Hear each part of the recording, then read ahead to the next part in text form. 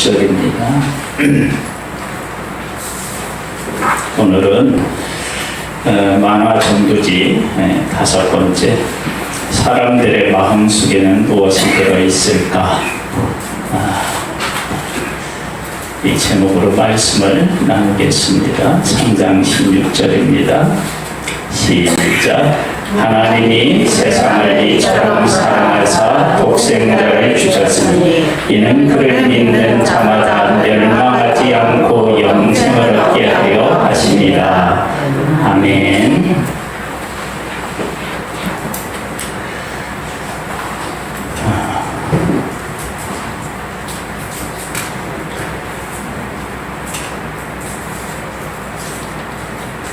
용기도 중요하지만 그 안에 담겨져 있는 내용물이 더 중요합니다. 가끔 저는 이제 식탁에 올라와 있는 용기를 가끔 볼 때가 있습니다.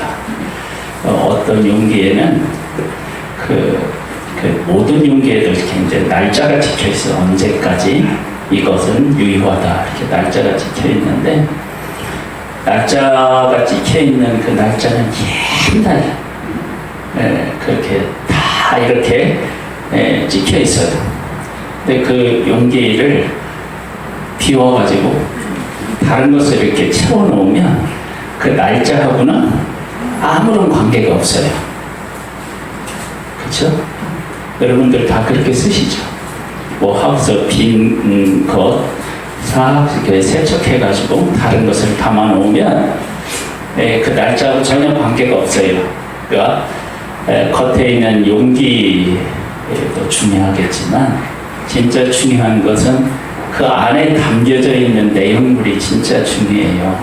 그러니까 우리가 이렇게 건강한 모습으로 살아가고 이렇게 또 예쁘고 멋있는 옷을 입고 이렇게 우리가 살아가더라도 우리 안에 무엇이 담겨져 있느냐에 따라서 우리의 인생이 결정이 돼요. 그래서 내 안에 무엇이 담겨져 있는지를 바르게 이해해야 할 필요성이 있어요. 왜냐하면 사실 내가 나를 잘 아는 것 같아도 나를 어떻게 해요? 잘 모르는 일들이 많아요. 그리고 옆에 있는 사람을 잘 아는 것 같아도 사실은 그 사람을 잘 모를 수 있어요. 그래서 사람을 정말로 대하면 대할수록 힘들고 잘 모르겠다, 그런 것들을 요즘 우리들만 느끼는 것이 아니라 옛날에 우리 조상들도 느꼈던 거예요. 그래서 이런 속담이 있습니다. 뭐요? 나올 줄 알았는데 10길 불속하라도 한 길도 안 되는 사람의 마음을 모른대요. 그리고 나도 내가 이제 어떤 사람이 되어야 되겠다라고 하고 막 이렇게 굳게 다짐을 하는데 그게 또 잘 안 되고, 그렇죠? 화 안 내야지. 그리고 한 2번을 참다가 지금까지 안 냈던 화까지 막 플러스해서 막 화를 내기도 하고, 이러한 모습을 우리가 보게 돼요. 그러면 이러한 모습은 우리에게 어디로부터 왔느냐라고 하는 거예요. 어디로부터 왔어요? 사단으로부터 왔잖아요. 사단으로부터. 요즘에는 우리의 이 속을 다 찍잖아요. 그렇죠? MRI. 또 조직 검사도 하고요. 띄어서, 그렇죠? 조직 검사도. 그다음에 또 피 검사도 하고, 소변 검사도 하고, 이런 것들을 해서 우리의 건강 같은 것을 다 체크해요. 우리가 건강한지 아닌지. 그러면 요즘에는 또 이런 게 발달되어서 어떤 사람을 이렇게 검사해 보면 이 사람이 어느 암에 걸릴 가능성이 크다, 이런 것들을 미리 찾아내서 그걸 예방하기도 하고 그런 일들도 합니다. 그런데 그런 것은 할 수 있는데 사실 우리 마음을 알 수 있는 카메라는 없어요. 우리 마음. 물론 행동이나 말을 통해서 우리가 우리 마음을 드러내놓기는 하지만 뭐 그것이 정확하다고 볼 수 없는데, 근데 성경은 하나님께서 말씀하신 말씀, 하나님의 말씀이기 때문에 성경은 진실이에요. 그래서 그 성경이 우리에게 우리 마음속에 무엇이 들어있다라고 정의한 게 있어요. 그 정의한 내용이 로마서에 있거든요. 로마서를 한번 찾아볼까요? 1장을 한번 보겠습니다. 로마서 1장에 보니까 우리 마음속에 이런 것들이 들어있다고 이야기를 합니다. 28절로부터 한번 볼까요? 거기 보면 이렇게 나와 있어요. 또한 그들이 마음에 하나님 두기를 싫어하며 하나님께서 그들을 그 상실한 마음대로 내버려 두사 합당하지 못한 일을 하게 하셨으니, 그러니까 마음 놓고 죄를 짓는 사람들은 하나님께서 내버려 둔 사람, 쉽게 얘기하면 하나님이 버려둔 사람, 이렇게 이야기할 수 있습니다. 그러면 그런 사람들 속에서 어떤 마음이 그들 속에 있느냐? 그러면 곧 모든 불의, 추악, 탐욕, 악의가 가득한 자요, 시기, 살인, 분쟁, 사기, 악독이 가득한 자요, 수근수근하는 자요, 비방하는 자요, 하나님께서 미워하시는 자요. 그러니까 이 땅에 살아가면서 하나님이 미워하시는 사람이 있다. 하나님이 미워하시는 사람이 있다. 미워하시는 자요. 능욕하는 자요, 교만한 자요, 자랑하는 자요, 악을 도모하는 자요, 부모를 거역하는 자요, 우매한 자요, 배약하는 자요, 무정한 자요, 무자비한 자라. 그들이 이 같은 일을 행하는 자는 사형에 해당한다고 하나님께서 정하심을 알고도 자기들만 행할 뿐 아니라 또한 그런 일을 행하는 자들을 뭐 한다고요? 예. 하나님을 떠난 사람들의 삶에서 하나님을 떠나서 악하게 살아가는 사람들을 어떤 사람이라고요? 옳다고 하는 그러한 일이 생기는 사회다 라고 하는 것을 우리에게 가르쳐주고 있어요. 그런데 앞으로 이러한 일들이 진짜 우리들 속에서 일어나고 있어요. 지금 일어나고 있다고요. 그러니까 옳은 것을 옳다고 얘기를 하면 공격을 받아요. 지금 그런 일이 실질적으로 일어나고 있어요.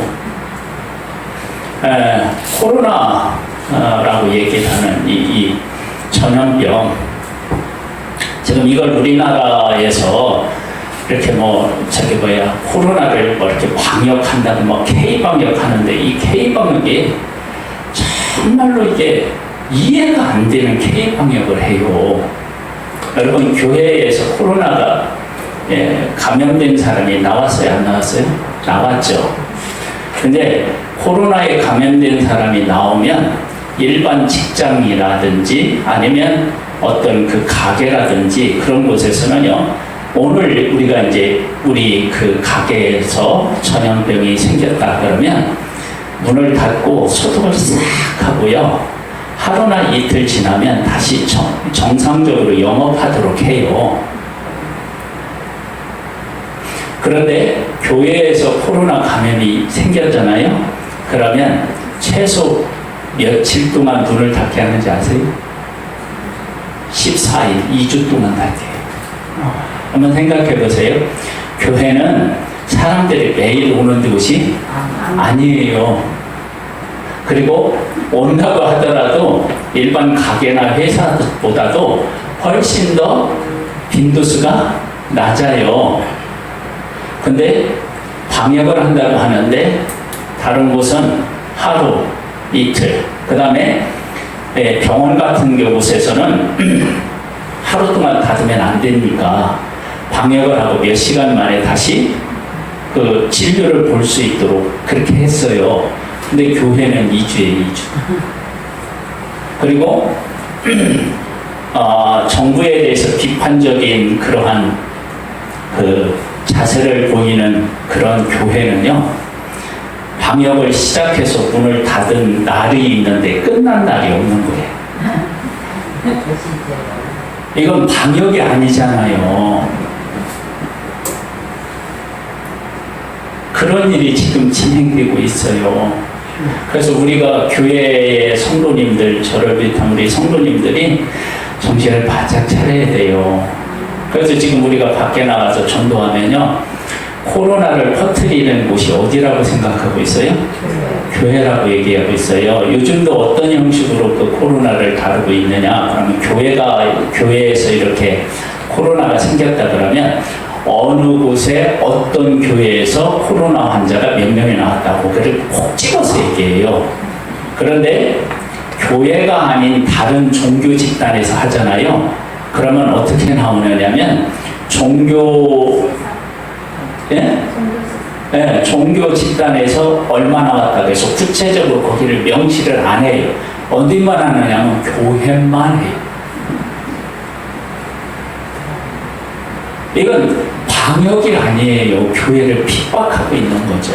그럼 왜 교회를 그렇게 핍박하느냐? 그러면 교회가 진리를 가지고 있어서요. 진리. 변하지 않는 진리를 가지고 있어서. 그래서 앞으로 교회가 그런 면에서 도전을 받을 거예요. 뭐냐면 세상은 비진리를 서로가 이게 옳다라고 자기들끼리 다 그 룰을 만들어 놓고 옳지 않은 것을 옳은 거라고 다 만들어 놓고 진짜 옳은 것을 옳은 것으로 얘기하는 사람을 핍박하는 때가 온단 말이에요. 근데 지금 벌써 왔어요. 네, 하나님께서는 저는 이제 생각하기를 개인적으로 요 홍역의 그 시간들을 딱 지나고 나면 하나님께서 다시 교회에게 전 세계를 향하여 복음을 전할 수 있는 길을 열어주실 것이라고 저는 그렇게 믿고 있거든요. 그런데 지금 서구의 사회에서는 어떤 일이 지금도 벌어지고 있냐면 제가 설교 시간에서 가끔 말씀을 드렸는데 동성 연애하는 사람, 동성 결혼하는 사람들이 어느 빵집에 가서 케이크를 만들어 달라 그러는데 자기가 딱 보니까 동성 결혼하고 연애하는 사람들이 만들어 달라니까 신앙 양식으로 못 만들어 주겠다고 얘기했어요. 그랬더니 차별한다고 법으로 가서 고소를 해서 그 빵집에 있는 사람이 어마어마한 벌금을 물어주는 일이 생겼어요. 지금 우리가 무서운 시대에 살고 있다고 여기에 얘기하는 것처럼 옳지 않은 일을 옳은 것을 하고 얘기를 하고 옳은 얘기를 하는 사람을 핍박하는 시대가 살아가고 있다는 거예요. 우리 정신을 차려야 돼요. 그래서 여러분들이 하야통삼도 열심히 하시고 말씀도 열심히 읽으셔야 됩니다. 지금 우리가 전염병을 부를 때 뭐라고 부르죠? 네? 코로나라고 부르잖아요. 그렇죠? 근데 이게 어디에서 생겼어요? 우한이잖아요. 그러면 이게 원래 명칭을 붙이려면 어떻게 붙여야 돼요? 무한폐렴이라고 붙여야 돼요. 근데 그렇게 못하게 해요. 우리 남아공에서 변종이 생겼다고 하고 유럽의 어느 나라에서 변종이 생겼다고 얘기를 할 때 그 나라 이름을 붙이잖아요. 그렇죠? 근데 중국에서 생긴 건 못 붙여요. 그렇죠? 여러분 일본 내염이라고 우리 지금 알고 있죠? 일본에서 생겨서 일본 내염이라고 얘기하죠. 그러면 만약에 지금 이 코로나로 얘기를 그렇게 똑같은 잣대를 가지고 얘기하면 일본에 생긴 내염은 다른 이름을 붙여서 어떻게 해요? 내놔야 돼요. 그러니까 우리들이 지금 방송에서 이야기하는 그러한 이야기들을만 믿고 따라가면 정말로 혼란스러운 세대에 살아갈 수밖에 없어요. 그래서 하나님의 말씀 크게 읽고 하나님을 바르게 깨달아 알고 정신을 차리고 살아야 할 때가 바로 이때인 거예요. 이런 마음을 가지고 있으면 어떻게 되냐면 앞에 있는 마음들이 우리들 속에 있는 거예요. 옳다고 인정하는 그런 사람들 마음 속에는요 불의, 추악, 탐욕, 악의, 시기, 살인, 분쟁, 수군수군함, 비방, 교만, 자랑, 우매함, 부모를 거역하고 이러한 일들이 사람들 속에 가득 차 있는 거예요. 이건 그런 마음이 있다고 성경은 이야기하고 있어요. 하나님을 떠나면 그런 마음을 가질 수밖에 없는 거예요. 그런 시대에 지금 우리가 살아가고 있어요. 정신을 차려야 돼요.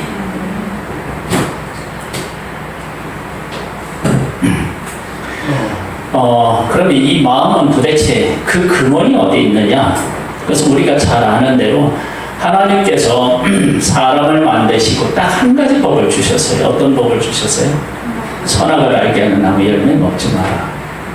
그러니까 한 가지. 그런데 뱀의 유혹을 받아서 하나님 말씀보다 뱀의 말을 더 신뢰하고 믿은 거예요. 근데 그 뱀은 누구를 상징해요? 사탄을 상징해요. 그러니까 사탄 쪽을 선택한 거예요. 사람, 하나님을 선택하지 못하고 사탄을 선택한 거예요. 그래서 우리는 사탄의 종이 되었어요. 그래서 사탄이 가지고 있는 그 마음, 생각이 우리 안에 그냥 들어와 버렸어요. 그래서 이러한 마음을 사단이 가지고 있는데 그 마음을 우리가 가지고 있는 거예요. 그래서 우리는 하나님을 떠나면 죄를 향하여 본능적으로 어떻게 해요? 갈 수밖에 없습니다. 본능적으로.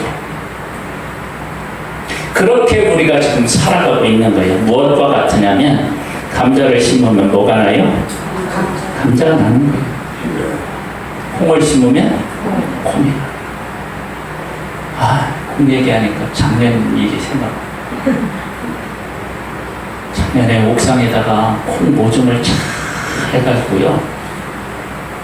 밭에 갖다 심었어요. 얼마나 잘 자라는지 몰라요. 그랬는데 한 3개월 동안 비가 와가지고 다 잠겼어요. 그래서 물이 빠지고 가보니까요. 콩이 흔적도 없이 사라졌어요.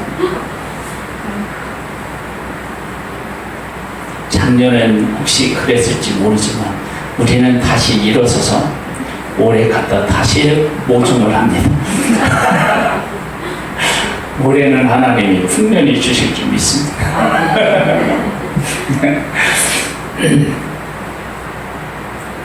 콩을 심으면 콩이 난다고요.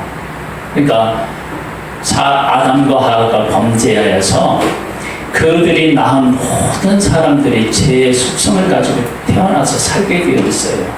우리의 삶이 왜 이렇게 힘드냐? 하나님 앞에서 어떻게 되냐면 죄를 지어서 하나님을 떠나서 그래요. 하나님을 떠나서. 그 마음을 쉽게 설명하는 이런 거예요. 여러분 호주머니에 돈이 달랑달랑하면 어떻죠? 불안해지죠? 그렇죠? 그러니까 그렇게 불안해진다고요. 그런데 우리는 하나님의 형상대로 지음을 받아서 하나님하고 교제하도록 만들어졌는데 하나님을 떠나면 우리 육신은 잘 못 느낄 수 있는데 우리의 영혼이 불안한 거예요. 하나님으로부터 멀어진 것을 누가 아느냐면 우리 영이 알아요. 영이. 그래서 하나님을 떠나면 이 영이 공허해지고 불안해요. 그래서 그 불안하고 공허한 것의 그 근본 원인을 찾지 못하고 돈과 쾌락과 명예 이런 것으로 말미암아 그 모든 문제를 해결하려고 애를 쓰는데 그렇게 해서 해결이 돼야 한대요? 안 돼요. 그래서 우리가 돈이 좀 더 없어서 그런가 보다 더 많은 돈을 추구하면 그러면 만족한가요? 안 돼요. 그런 일이 있는 게 아니에요. 여러분, 제가요 유튜브에 들어가서 들어가 보면 요즘에 유튜버들이 얼마나 많은지 몰라요. 그 중에 외국에서 우리나라에 유학 온 사람들, 우리나라에서 살면서 우리나라 말도 잘하는 사람들, 외국에 자기네 나라에 살다 우리나라에서 사는 사람들이 우리나라가 어떤 나라인지를 이야기하는 그 유튜버들이 어마어마하게 많아요. 그 사람들이 얘기하는 얘기를 들어보고요. 그리고 제가 직접 외국의 몇 나라에 갔다가 이렇게 경험한 걸 보면요. 우리나라는 진짜 살기 엄청, 정말 제가 다른 말 하지 않고요.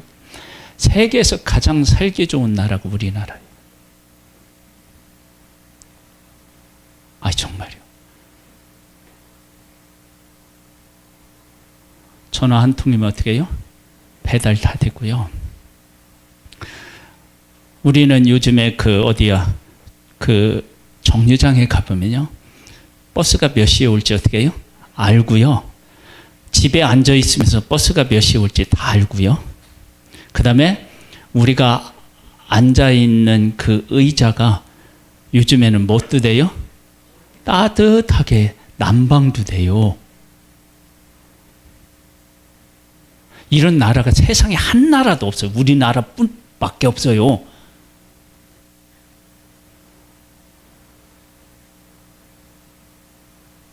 그리고 밖에 나아가면요. 곳곳에 슈퍼들이 있어서 언제든지 어떻게 해요? 물건을 살 수 있고요. 그 다음에 또 방에 앉아 있어도요. 그냥 인터넷을 통해서 뭐 얼마든지 물건 막 주문할 수 있고요. 내가 대한민국에 태어난 게 얼마나 감사한 일인지 몰라, 이게.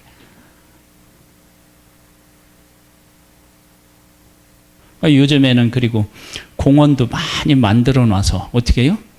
가까이 있는 곳에서 막 이렇게 운동도 하고 막 이럴 수 있는 곳이 얼마나 많은지 몰라요. 효성동은 제외.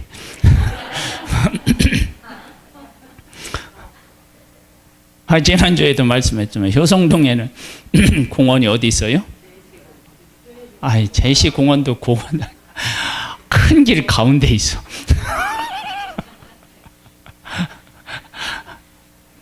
아마 큰 길 가운데 공원을 만들어 놓은 것도 아마 여기가 전부일걸요?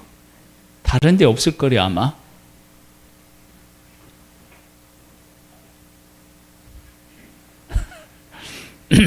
요 앞에 풍산금속이 여기 옆에 있는데 그 풍산금속 도대체 저기는 뭐 들어오는가 궁금해요. 그래가지고 김종현 목사님이 지난번에 우리 교회 오셔서 이렇게 막 마스크를 주고 가셨어요.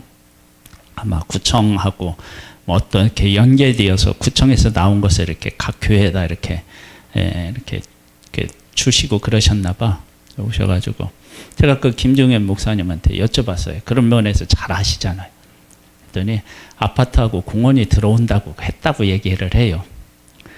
거기 공원이 들어오면 그래도 가까운 데 공원이 있긴 있는 거예요. 그러면 공원 가까운 데 공원이 얼마나 많아졌는지 몰라요. 정말 좋아요. 응? 이렇게 살기 좋은 나라. 대한민국.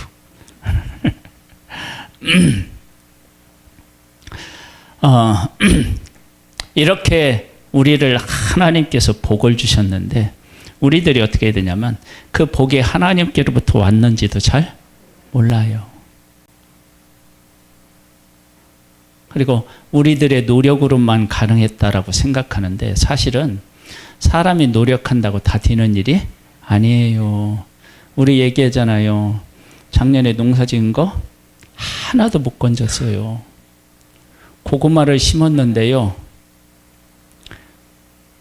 고구마 이게 줄기는 남아 있었어요. 그래서 소망을 가지고 그 고구마 밭이 긴데요. 파봤어요. 그리고 건진 게 뭔지 알아요? 요만한 거 2개인가 3개 건지고요.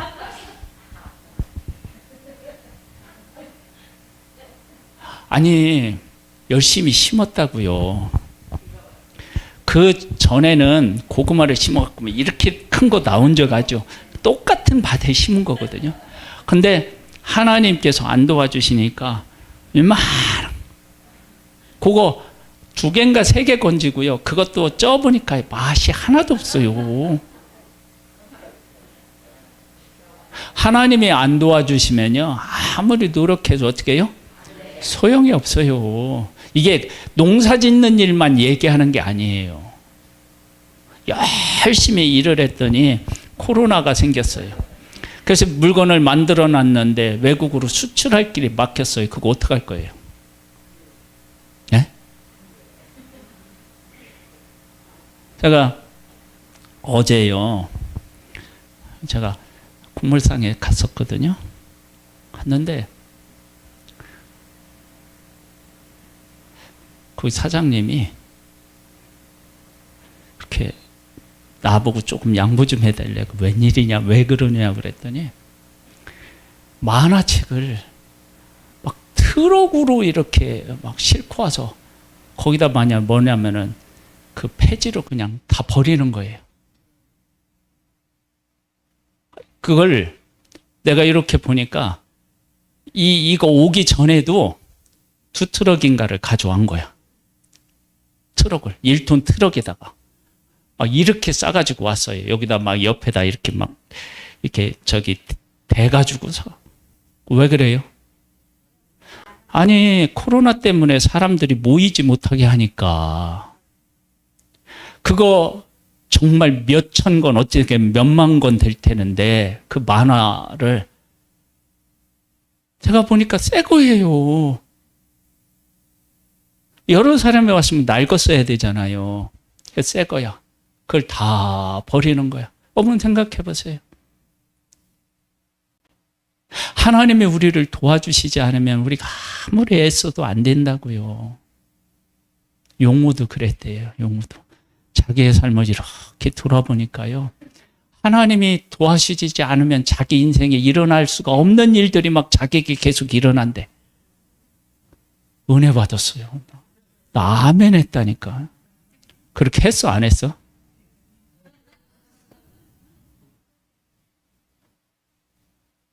우리 용우가 이제 30살 돼가면서 막 철이 드는 것 같아.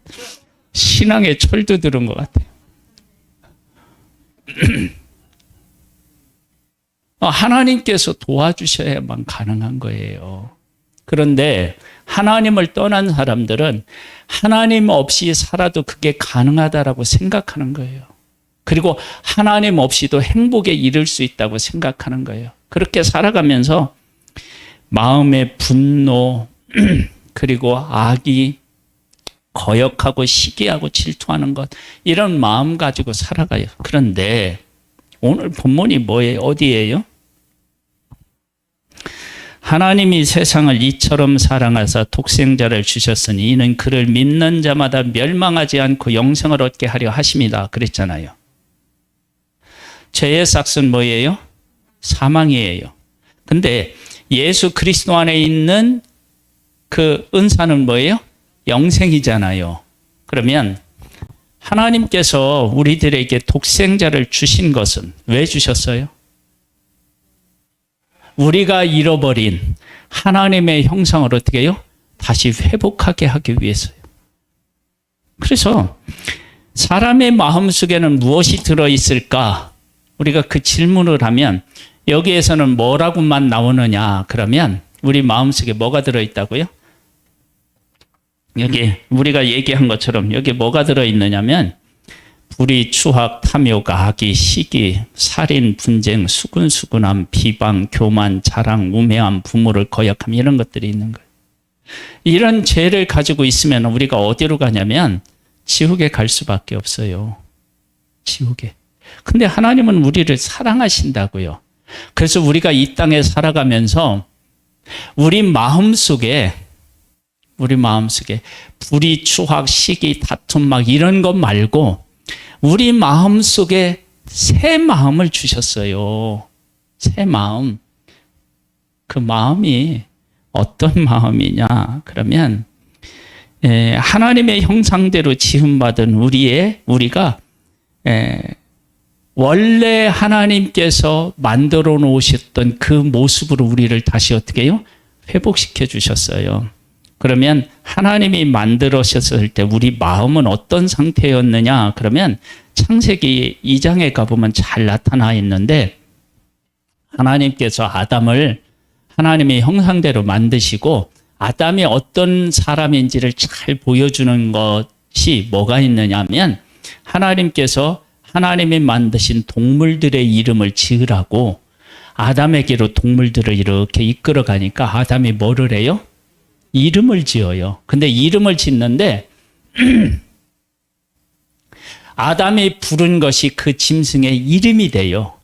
그러니까 하나님께서 아담이 짐승의 이름을 지을 때 수정하지 않았어요.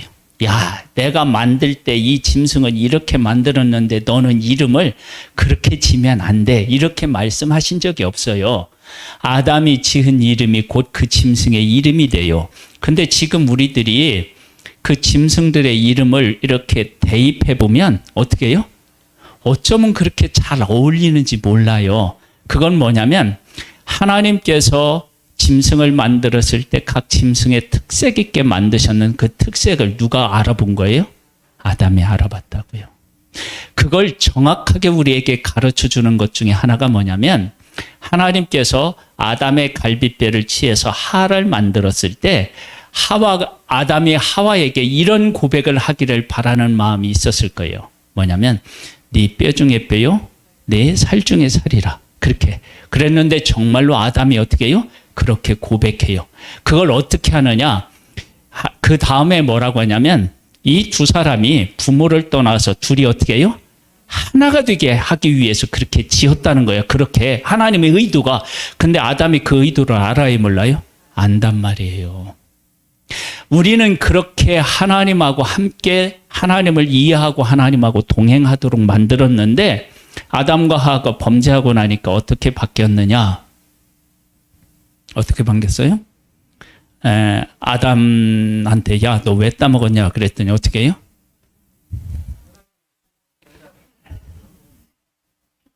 하나님이 내가 원하지도 않았는데 주신 이 여자 때문에 내가 먹었다고.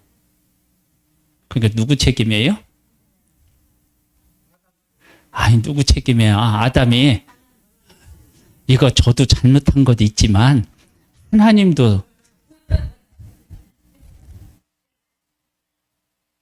그런 존재로 바뀌었단 말이에요. 그리고 그렇게 하나님을 떠난 아담과 하와의 후손이 태어나요. 누구와 누구? 가인과 아벨이 태어나는데 그럼 가인과 아벨은 누구를 닮은 존재일까요? 아담을 닮은 존재겠죠. 근데 그 아담을 닮은 존재 가인이 아벨을 어떻게 해요? 죽여요. 무엇 때문에 죽여요? 예배 드리다가 죽여요. 예배 드린 것 때문에 죽여요. 여러분, 인간이 얼마나 타락했으면 예배 때 하나님으로부터 시험을 받아서 사람을 죽이는 일이 생기겠어요. 그 얘기는 하나님하고도 원수지였고 사람하고도 어떻게 해요? 원수진 상태가 되었다라고 하는 것을 이야기하는 거예요. 누가? 아담과 하와 모든 사람들이. 그런데 이런 상태에 있으면 우리 인간은 다 망해야 돼요. 근데 하나님은 망하는 꼴을 못 보니까 사랑하시니까 독생자를 주셨어요. 그리고 우리의 죄를 다 예수님한테 전가시켜서 예수님이 인간 모든 사람들의 죄를 짊어지고 십자가에서 죽으셨어요. 뭐예요? 죄의 대가를 받으신 거예요. 그리고 죄의 대가를 받고 죽음으로 끝났으면 우리는 죄의 지배를 받을 수밖에 없는데 예수님이 죄와 사망을 이기시고 어떻게 해요? 부활하셨어요. 그리고 우리에게 생명을 주셨어요. 어떤 존재로 우리가 바뀌었느냐? 하나님의 형상이 회복되어서 우리 안에 우리가 얼마나 거룩한 존재로 바뀌었느냐? 바뀌기 전에는 살인하고 막 이렇게 시기하고 질투하고 수군수군하고 부모를 거역하고 그런 존재인데 예수 그리스도의 십자가를 믿으면 우리가 얼마나 거룩하게 되었느냐? 얼마나 거룩하게 되었어요? 하나님이 우리 안에 거하실 만큼 거룩한 존재가 되었어요. 그러면 우리 마음속에는 무엇이 들어있는 거예요? 하나님이 들어와 계신 거예요. 우리가 그런 존재로 바뀌었다고요. 이 얼마나 감사할 일이에요. 이 일을 하나님 앞에서 찬양하면서 우리가 평생을 살아도 어떻게 해요? 그 은혜 다 못 갚겠네.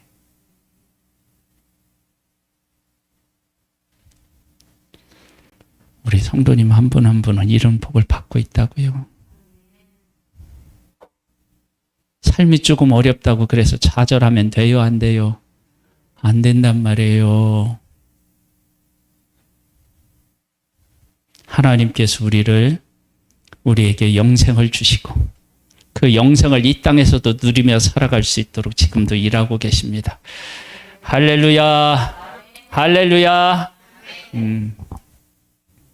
하나님, 우리 마음속에는 시기와 다툼과 수근수근하고 살인하고 이런 마음이 들어있는 것이 아니라 예수 그리스도로 말미암아 성령님이 우리 가운데 와 계신 하나님의 전입니다. 이렇게 귀한 존재로 우리를 세워주신 하나님을 찬양합니다. 그 하나님과 함께 우리의 삶을 거룩하게 살아갈 수 있게 되기를 원합니다. 늘 함께 하시는 하나님을 찬양하고 예수님의 이름으로 기도드립니다. 아멘. 일어나서 찬양을 드리겠습니다.